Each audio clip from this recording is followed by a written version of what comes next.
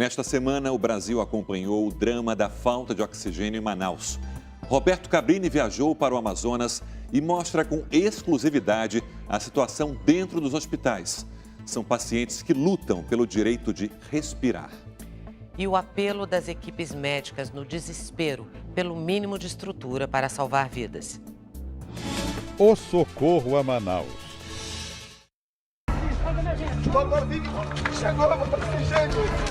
A crise do oxigênio e suas implicações.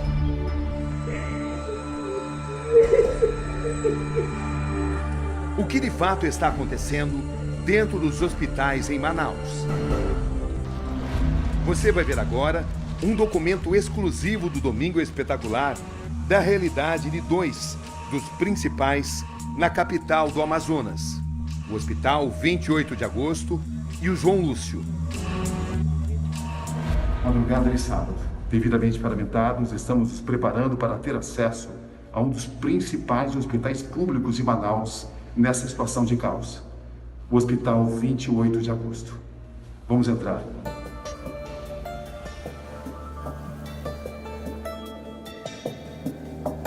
Os bastidores que revelamos chocam.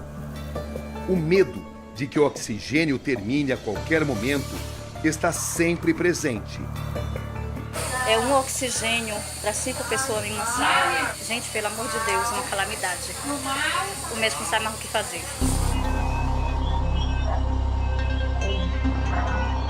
É um absurdo isso. Em Manaus morrer paciente por falta de oxigênio. Isso é inadmissível. O apelo dos funcionários à saúde. Quem tiver oxigênio em casa, por favor, bala sobrando, traga aqui para o hospital que vai ser bem-vindo. Enquanto vamos nos aproximando em nossa longa jornada, as reflexões são inevitáveis. O que está, afinal, à nossa espera? Do alto cenário grandioso, até sugere a normalidade. Mas aqui, há muito tempo, essa palavra não tem sido usada. Enquanto vemos a paisagem exuberante da floresta amazônica, é inevitável refletir como o pulmão do mundo foi se transformar em um lugar onde as pessoas morrem, justamente por falta de oxigênio. No balanço do toque do avião na pista, estamos agora perto do desembarque. Em terra firme, as imagens chocam. Estamos em frente ao Hospital 28 de Agosto aqui em Manaus. As ambulâncias nesse momento estão transferindo pacientes que serão levados diretamente ao aeroporto e de lá seguem para outros estados. Aqui, as UTIs estão lotadas, falta oxigênio e a situação é muito crítica. O número de mortos aumenta a cada minuto. Uma explosão. Como a capital do Amazonas chegou a esse ponto? Estamos acompanhando a inspeção da médica urgencista Patrícia Sichar, que é vice-presidente do sindicato da categoria no estado. Para registrar tudo, usamos nossos próprios celulares. Nos deparamos com unidades completamente abarrotadas de doentes de Covid, gente que clama por oxigênio e por atenção. A primeira parada acontece em um dos setores mais críticos do Hospital 28 de Agosto. Essa é a chamada Sala Rosa, uma sala de observação no enfrentamento da Covid. Aqui também, a falta de oxigênio tem apresentado as suas consequências. Os pacientes passam por momentos dramáticos pela falta de oxigênio. Jamais se sabia quando ele estaria disponível.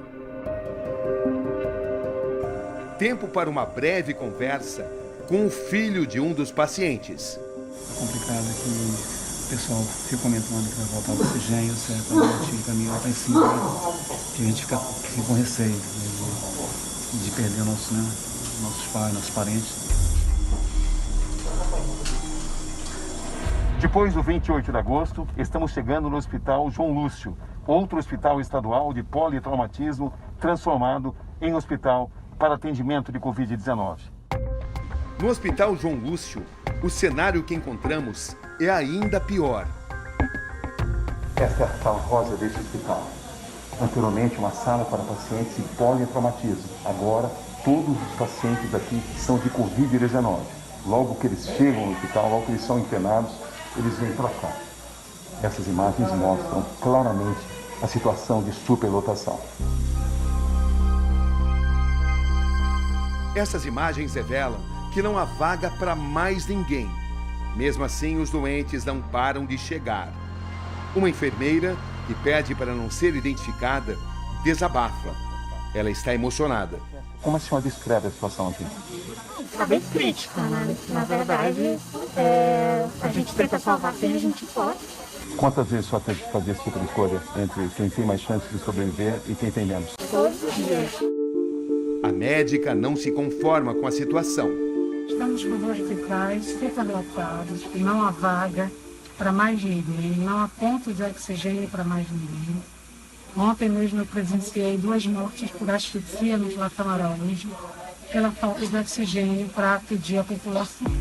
Os pontos de saída de oxigênio são disputados e têm que ser usados coletivamente. Fácil de entender, porque exatamente nesse dia a cidade chega a um recorde trágico.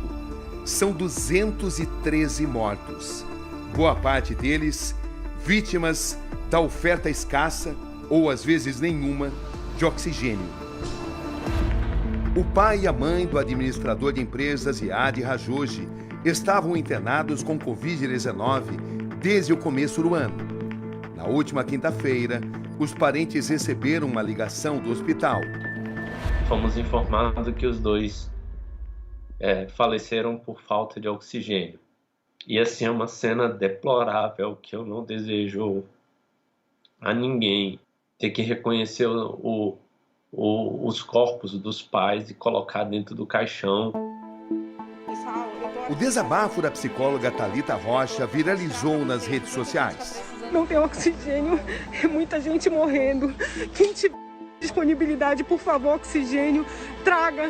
A sogra dela estava internada numa unidade básica de saúde, aguardando uma vaga de UTI.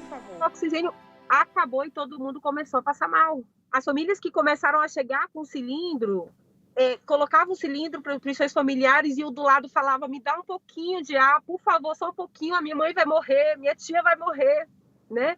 Eu me emociono de lembrar porque foi horrível. Depois da repercussão dos vídeos, Thalita conseguiu a vaga, mas foi tarde demais. Foi questão de minutos, ela entrou e depois que a gente recebeu a notícia, assim, ela realmente não tinha conseguido. Esses 2 enfermeiros não querem se identificar. Eles trabalham no Hospital 28 de Agosto, aqui em Manaus, onde tivemos acesso. Desde que começou essa crise do oxigênio, com que realidade vocês têm convivido? A gente vive uma realidade muito triste, onde os pacientes chegam e temos que escolher quem vai viver. Porque não tem leito, não tem equipamento, os médicos também estão sobrecarregados, o médico fica desesperado. Todo mundo, o recepcionista, o maqueiro também, todo mundo está super esgotado. Imagina se a enfermagem entrar em colapso também. Nas palavras desse médico, da UTI do 28 de agosto, o retrato do caos. Tanto é verdade que ontem, o 28 de agosto, fechou as portas para atendimento externo. Doutor, somente nesse dia, onde eu tive acesso ao Hospital 28 de agosto, morreram 213 pessoas em Manaus. Desse número, quantas pessoas morreram no 28 de agosto? Aproximadamente 40 pessoas. Em que eu coloco a superlotação dos hospitais? Foram fechados os hospitais de campanha, que serviam para diluir esses pacientes em todas as unidades. Agora estamos diante do médico que lidera sua categoria no estado do Amazonas, o Dr. Mário Viana. Ele descreve a situação de modo contundente. O que está acontecendo no Amazonas, faltar oxigênio em plena pandemia, é inadmissível. A que o senhor atribui essa crise do oxigênio aqui no Amazonas? Eu acredito que não houve um planejamento do poder público do Amazonas para atender às necessidades de oxigênio na rede pública estadual. Exatamente quando se sabia que isso iria acontecer? Setembro de 2020. Nas portas das clínicas, familiares em agonia. Então nós aqui fora, cada vez que chamam uma ali para dar uma notícia de que seu parente morreu, a gente pensa que o próximo é o nosso. E completamente indignados. Minha sogra ainda não morreu, porque os filhos estão se mobilizando para conseguir oxigênio para ela, porque senão ela já tinha vindo a óbito. Por conta própria, muitas pessoas saem pela cidade em busca de cilindros. Chegou o oxigênio! E minha mão está toda suja. Isso aqui é de carregar oxigênio. Uma busca quase sempre em vão.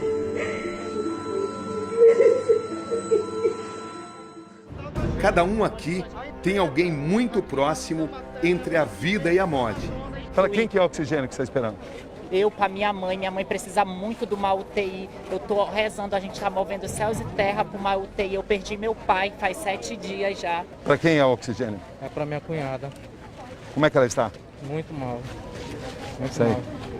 Conseguir um cilindro de oxigênio torna-se verdadeira obsessão. A procura pelo oxigênio gera ações desesperadas por parte da população. Estamos aqui em frente à Carbox, uma das empresas que fornece oxigênio aqui no estado, e essa é a situação. Todos vocês estão à espera de oxigênio? Sim. Você está à espera de oxigênio? Desde ontem, para minha avó. Eu estou desde ontem para o meu pai, eu vim para cá, aí a polícia pegou e bloqueou a nossa... De repente, o dono da empresa aparece. Ele se chama Marcelo Dutra, o proprietário da Carbox Gases. A gente tem a consciência de que as pessoas que estão aqui ainda conseguiram um cilindro para vir encher, mas com certeza a grande parte não conseguiu cilindro. E eu não tenho como disponibilizar cilindro. Eles deixam cilindro, nós enchemos o cilindro aqui, por exemplo, ele já deixou nome, já deixou contato. Esse cilindro vai ser enchido e ele vai ser avisado para vir buscar. Estamos próximos a mostrar como o oxigênio é captado e processado a partir da imensidão da floresta amazônica e, principalmente, porque sua produção ainda está muito distante de atender à alta demanda. Nós estamos hoje com toda a planta voltada para a produção do oxigênio medicinal. No entanto, tudo que se produza no estado do Amazonas hoje é insuficiente. Nós não temos demanda instalada no estado para atender a convulsão social que essa cidade se transformou. Tudo começa aqui, nesta planta fabril. O oxigênio é retirado da atmosfera em um processo onde se gasta muita energia. É o setor mais sensível dessa empresa. Qualquer problema que eu tiver aqui no fornecimento de energia ou no descompasso dessa máquina, significaria pelo menos de 12 a 15 mil metros cúbicos menos produzidos. Da planta, o oxigênio chega nesses tanques criogênicos na forma líquida. Uma parte já está indo direto para os isocontainers que vão abastecer hospitais na forma líquida para consumo imediato. E nós temos uma outra parte que está sendo levada para os tanques de enchimento de cilindro. Enquanto isso, mais um pequeno carregamento de cilindros de oxigênio é levado para gente desesperada, ávida por conseguir um cilindro que seja. Mais 40 cilindros serão entregues. A comoção é nítida. Isso é para sua tia. Você acha que vai conseguir salvá-la? Se Deus quiser. As pessoas deveriam encontrar esse oxigênio nos hospitais. Nos hospitais. Não aqui. Não deveriam precisar vir aqui. Não, nem nessa empresa que não é contratada do governo, mas que está com toda a planta voltada. Porque isso aqui é uma situação de desespero, é o sintoma do desespero. Os relatos se multiplicam. Alguns têm sorte de conseguir o oxigênio. Comprar um cilindro desses não é nada barato. Quanto sai um cilindro daquele lá para vocês? Aqui. Vocês compram por quanto? 600 reais. Vocês pagam no próprio bolso. 600 reais. 600, 800 reais. Mas a maioria continua na fila de espera. Nós temos 3 idosos e 2 crianças em estado clínico hospitalar necessitando de oxigênio. Meu irmão está em casa necessitado. Os números de internações e mortes pela Covid-19 batem recorde. E ainda assim, não param de subir. A média móvel de mortes do estado cresceu 183% nos últimos 7 dias. E junto com a alta de casos, subiu também o consumo de oxigênio. A demanda corresponde ao dobro do que em abril e maio de 2020, quando houve o pico da pandemia no estado. O consumo diário hoje em hospitais públicos e privados é de 76.500 metros cúbicos na capital e outros 15 mil no interior. Mas as empresas locais que fornecem a substância têm capacidade de entrega de 28 mil metros cúbicos por dia, ou seja, quase um terço do necessário. Resultado: caos. A principal empresa fornecedora de oxigênio no estado do Amazonas está no olho do furacão. Trata-se da White Martins, que se defende. Nos últimos 15 dias, a demanda aumentou 5 vezes e segue crescendo fora de controle e qualquer previsibilidade. Esse é o prefeito de Manaus, Davi Almeida. Ele está apenas no 16º dia de mandato e já enfrenta a pior crise sanitária da história. O total de sepultamentos na cidade de Manaus desde quarta-feira explodiu. Na quarta-feira, 186. Na quinta-feira, 198. Na sexta-feira, 213. Eu acabo de receber aqui o relatório do sábado, 202 sepultamentos na cidade de Manaus. Na minha concepção, faltou planejamento, faltou atitude e eu creio que isso poderia ter sido evitado. Como é que o senhor descreve a situação nos hospitais aqui da cidade no momento? Cenário de guerra, tristeza, luto, pranto, dor. Manaus sofre. Enquanto era eleito prefeito da cidade, ele perdia a própria mãe, vencida pelo vírus da morte. Eu posso falar porque eu perdi minha mãe. Quando? Há pouco mais de um mês.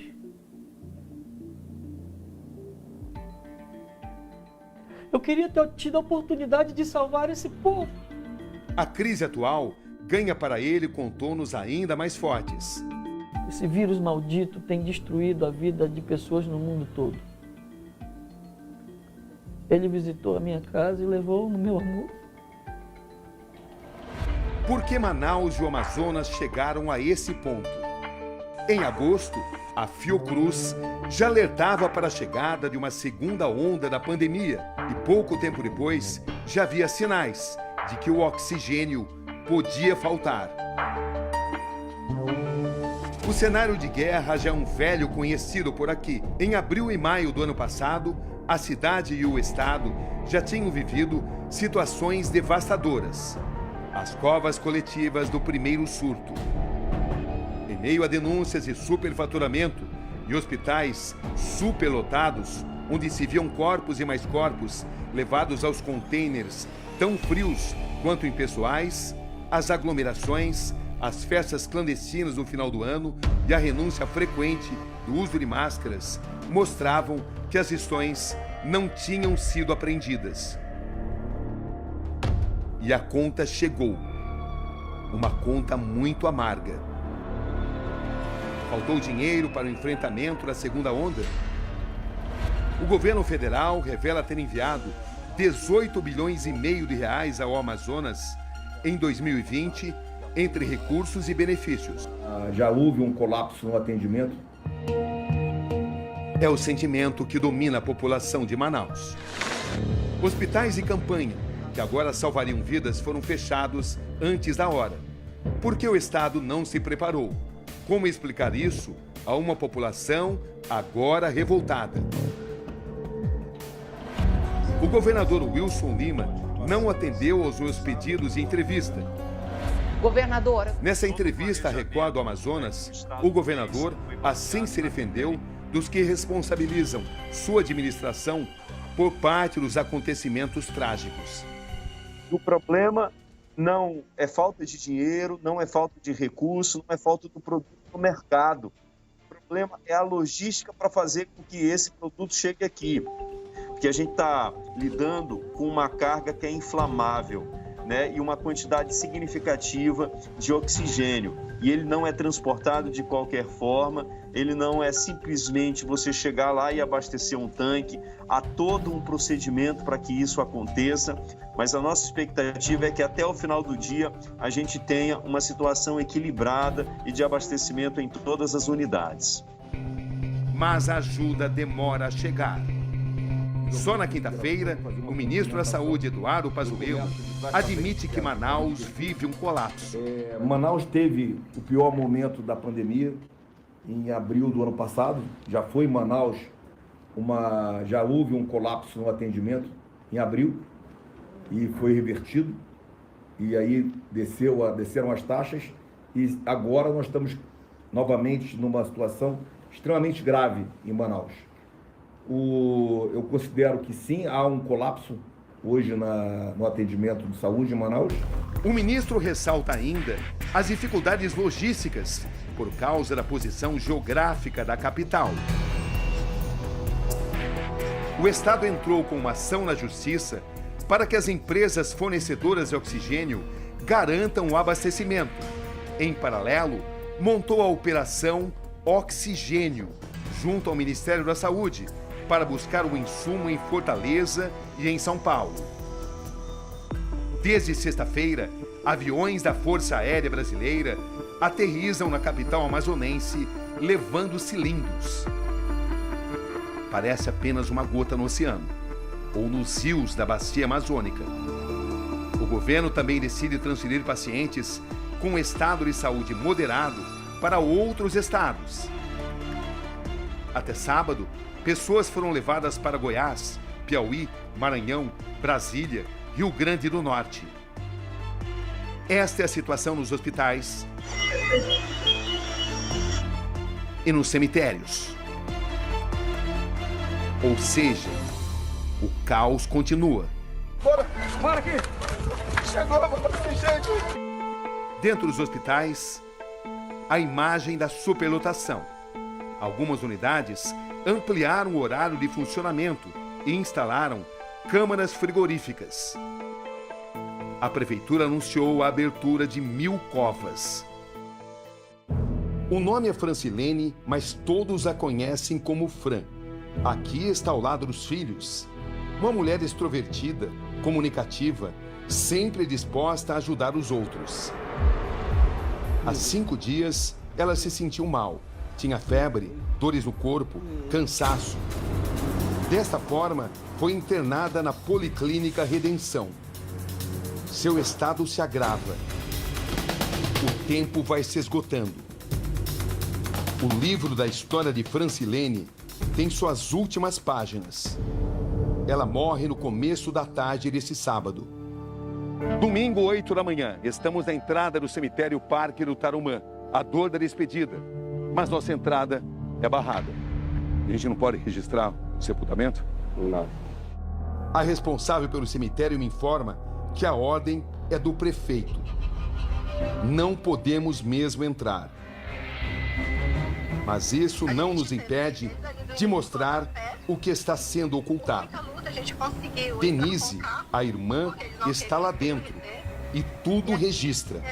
E assim vai me mandando o que de fato acontece. O mínimo que todo ser humano precisa, que é ter o direito de respirar. A gente ainda tem que lidar com uma situação como essa, indignante. Tá aí, ó, cabrinha.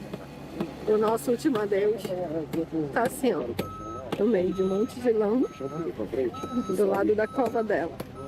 Aqui, acabaram de abrir. Manaus está desse jeito.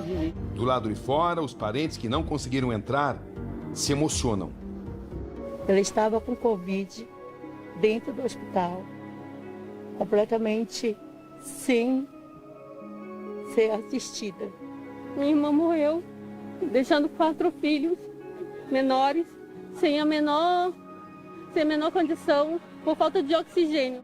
Entre os que estão nesse momento, enterrando seus mortos, personagens que jamais esqueceremos. Biografias que se recusam a ser simples números da segunda onda.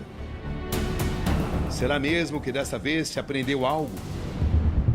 Para tentar frear a transmissão do vírus, na quinta o governo estadual impôs um toque de recolher por pelo menos 10 dias. Essa é a imagem da crise. O toque só não vale para profissionais com atividades consideradas essenciais, a minoria da minoria. O aumento de casos já era esperado após as festas de Natal e Ano Novo. Por isso, no final do ano, o governo chegou a decretar algumas restrições, mas voltou atrás após protestos de comerciantes e empresários.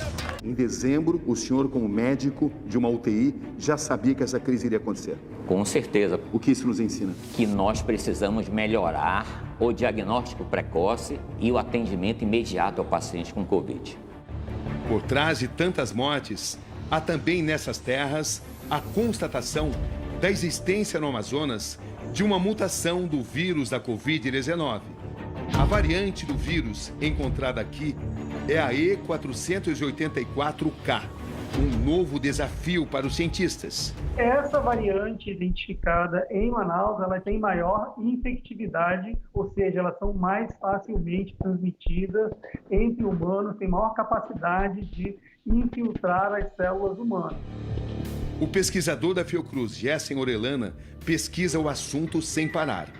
Independente da cepa ser mutante ou não, ser conhecida ou não, ela só vai circular se nós permitirmos. Portanto, se nós abrirmos mão do uso de máscaras adequados, da higienização adequada, se continuarmos promovendo aglomerações desnecessárias, nós não apenas vamos nos preocupar com essa nova variante, mas também com o aumento do número de casos e podemos fazer o que nós estamos vendo em Manaus.